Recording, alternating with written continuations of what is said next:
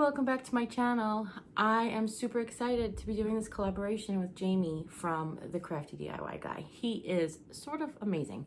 He is a very out-of-the-box thinker. He does everything farmhouse, modern farmhouse, industrial farmhouse, all of those types of things. He's got the cutest little home and he has been fixing it up piece by piece, and I just absolutely adore his channel and his journey that he's been taking us on. He reached out to me and said, would you like to do a collaboration? And I was like, sure.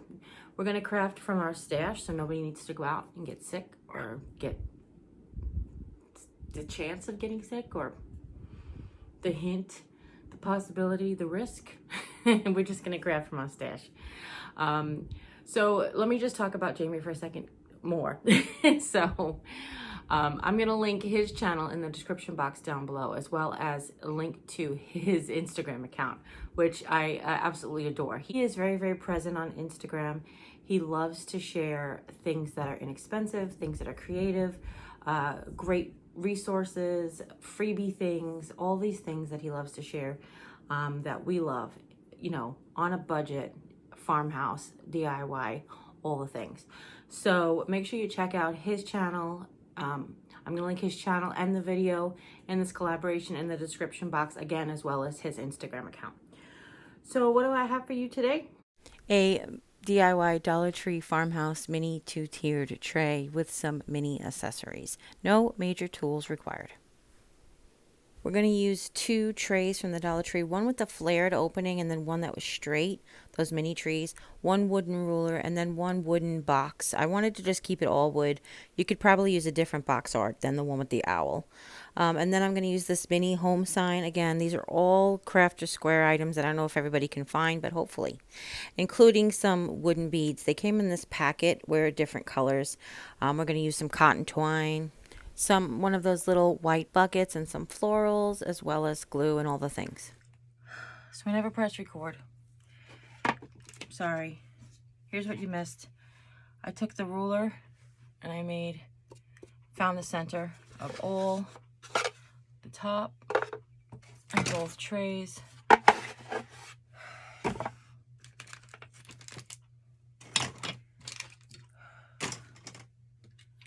I measured the tray, the wood up to the tray. See how you can see where the wood is for the top? I measured so it would be snug up inside, basically.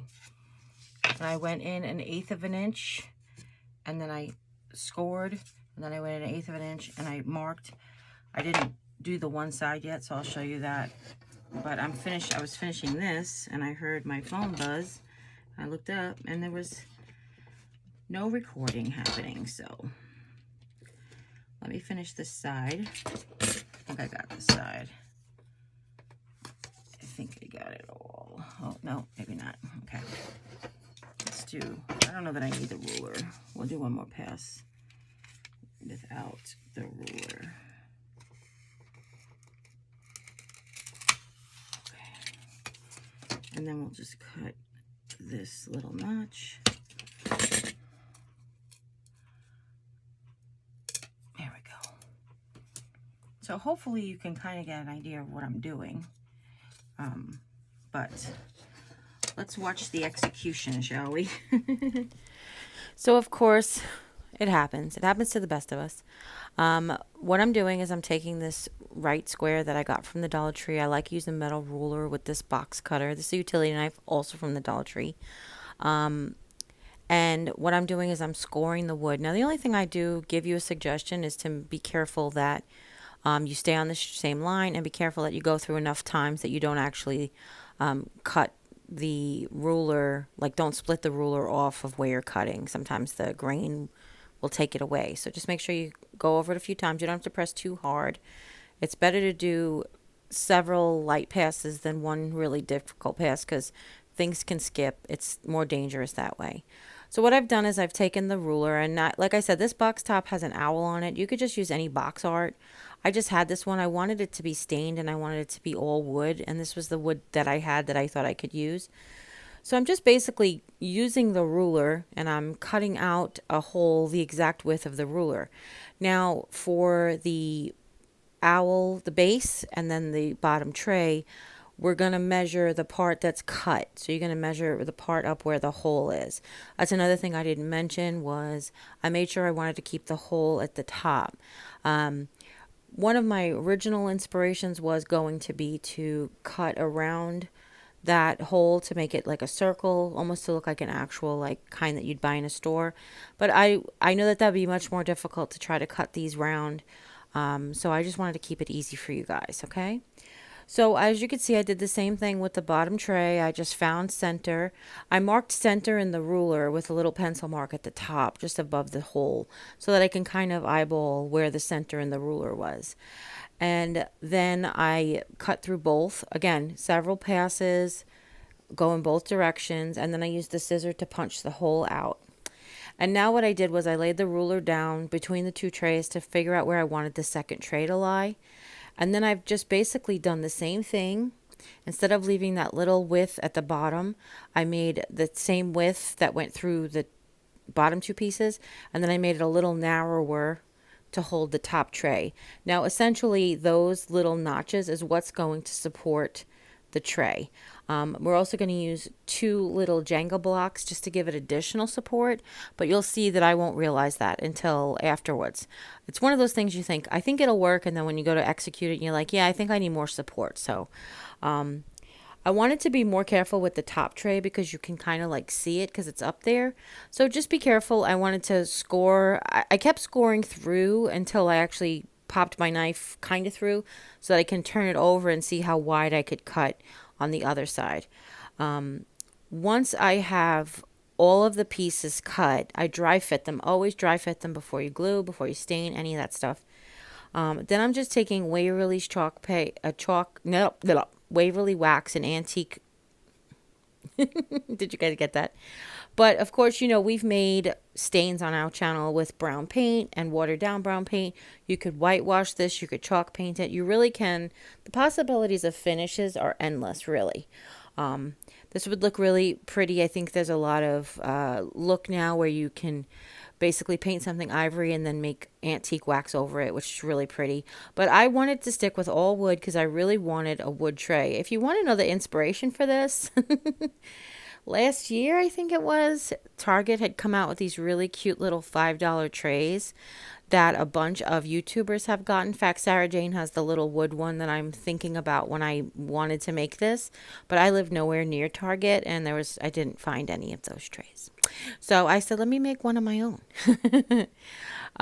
But I wanted one that was wood tone. I know I have trays in my home already that are white, the 2-tier trays, one's enamel, and one we created on the channel, and then we have the galvanized one, but I just really wanted a cute little wood one, so that's why I wanted to stick with this antique wax. What I do like better about the antique wax than I do with actual stain, because I've used actual stain my whole life, is, do you see there how I had some laying pooling?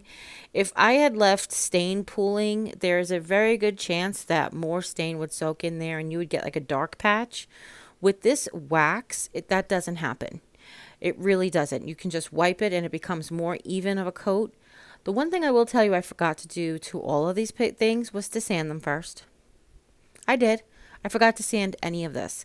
The only thing that actually didn't have a great finish without sanding was the inside of the flared tray. It sort of had the saw marks, or actually the buffer marks, or the mill marks really is what it is. But everything else came out pretty nice. There was one spot that you could see was factory glue that wasn't really holding the wax really well. So once everything was done, I just went ahead and added a little extra. But to me, that wasn't really like a 911 because this tray is going to have stuff in it anyway. Okay. Now you will see that I have like a couple of tips, I guess. Fill the wax on the brush and then get the corners and the edges really well. And then you can always spread it out more evenly with your rag. I just took a tiny piece of car chamois cloth scrap that I had left over and I used that for rag for spreading it out.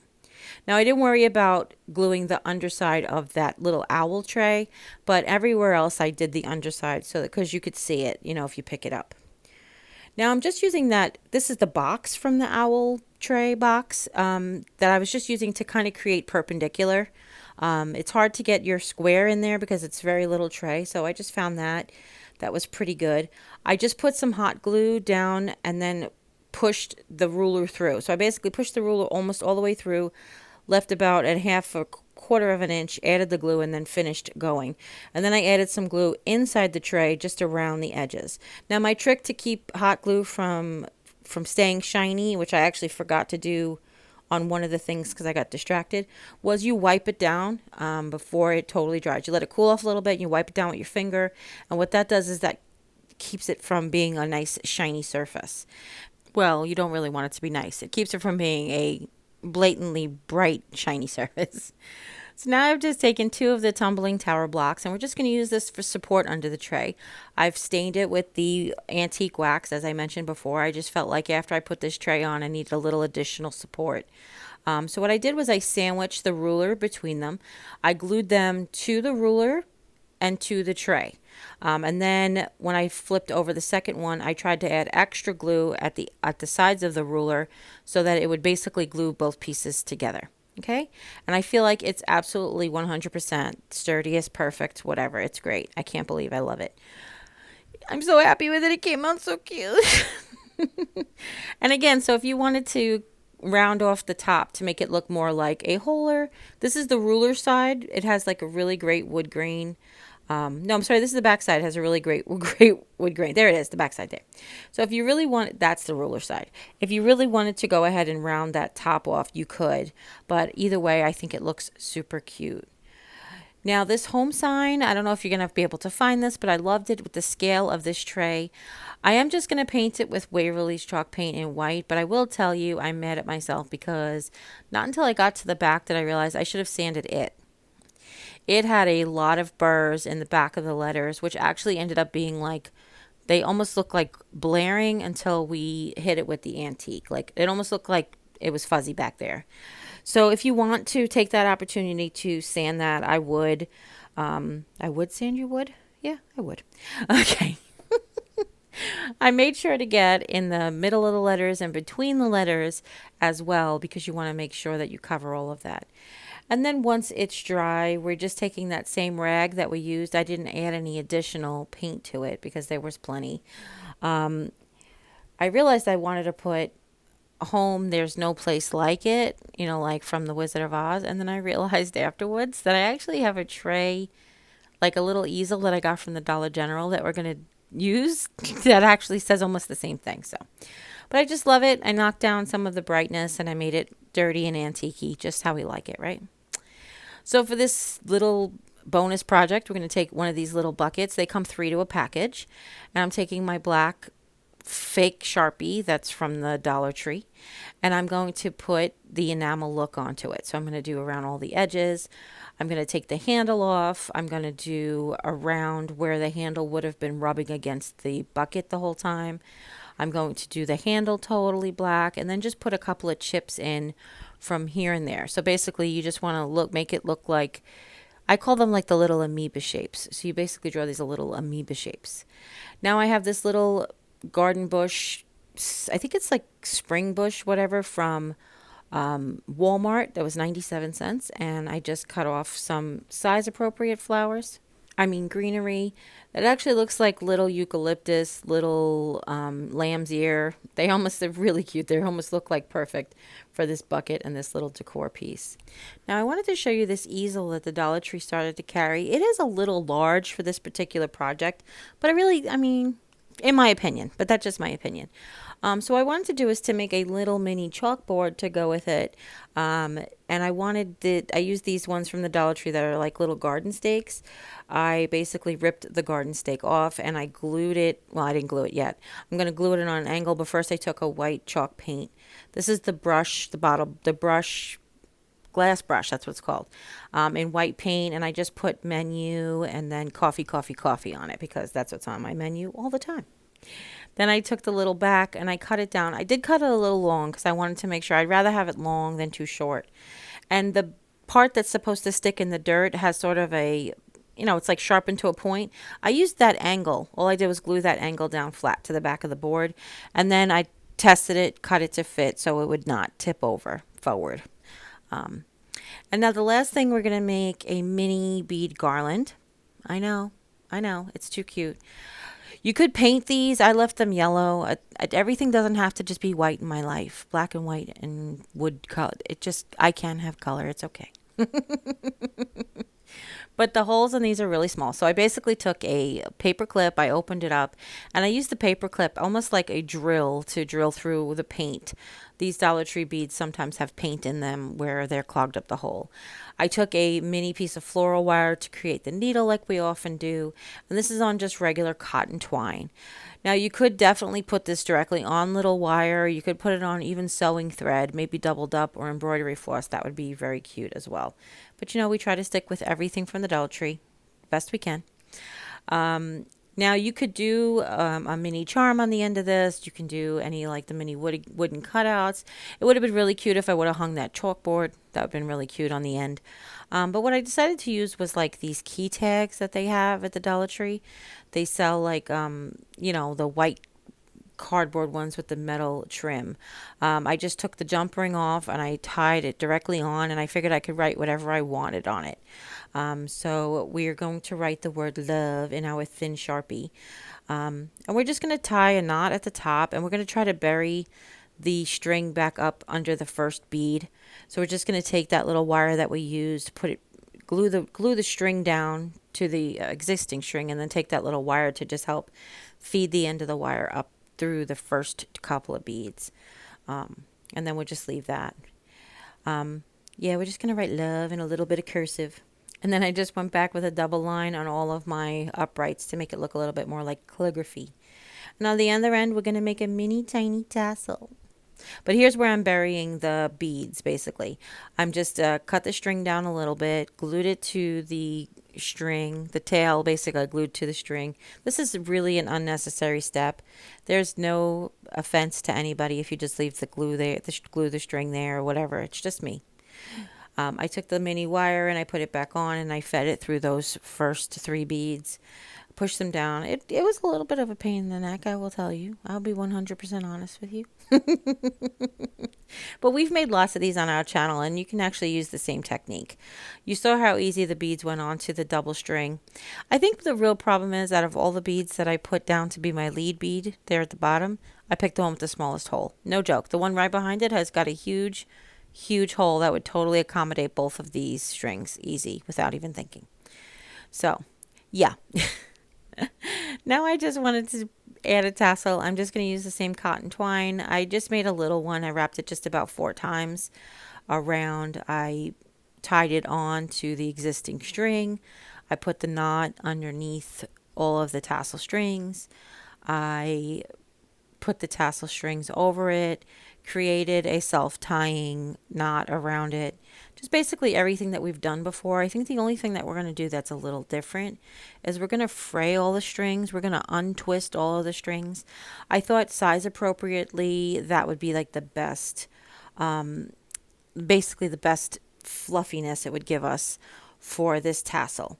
But what I'm doing is I'm showing you here, and I've done this plenty of times, is we're going to do a self-hiding knot. Basically, you start the string up, the string that you're going to wrap, you start it at the bottom of your tassel strings. You go up, you wrap around it, over it, and then over a piece of, this particular case was a twist tie. And then you feed the end of the string. Once you're wrapping it several times, you put the end of the string into the loop of the twist tie, pull it through, and then it gets tucked under all that string that you just tied. Yeah, did you get that? I don't know. I've got other videos on my channel how to do a tassel. Just check one of them out. So I didn't say that if you're coming from Jamie's channel, welcome. I'm sorry I didn't say that.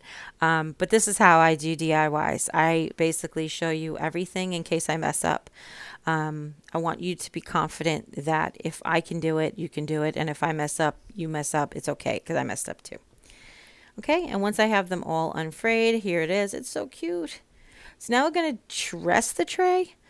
So Forgive my little camera skills here, and forgive my wrist guard. I hurt my thumb plugging my surge protector in. I mean, my power cord into the little clip. It's weird.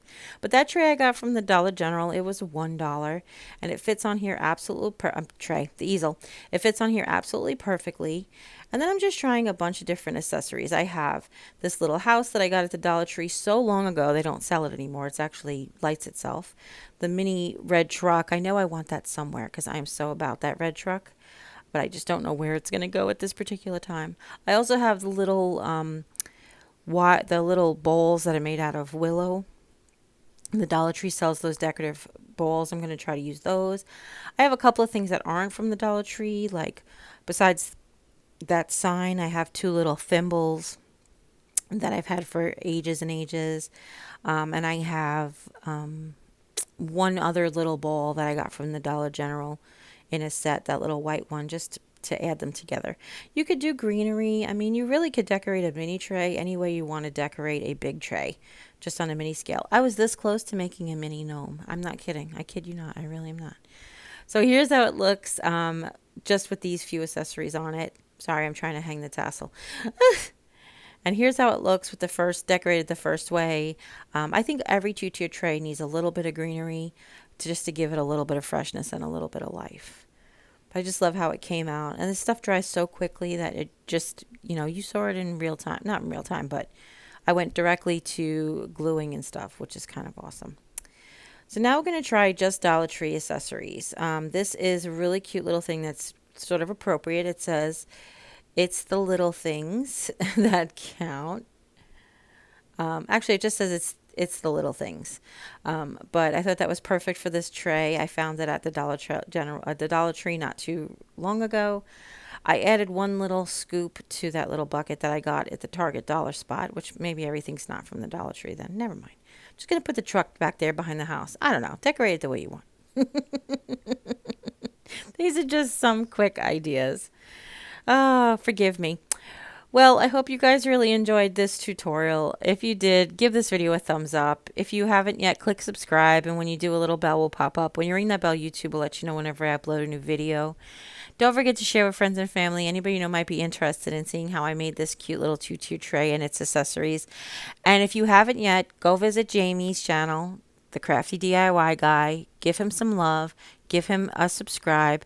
Really help support him. Because, we need to support each other, doing all the good things out there.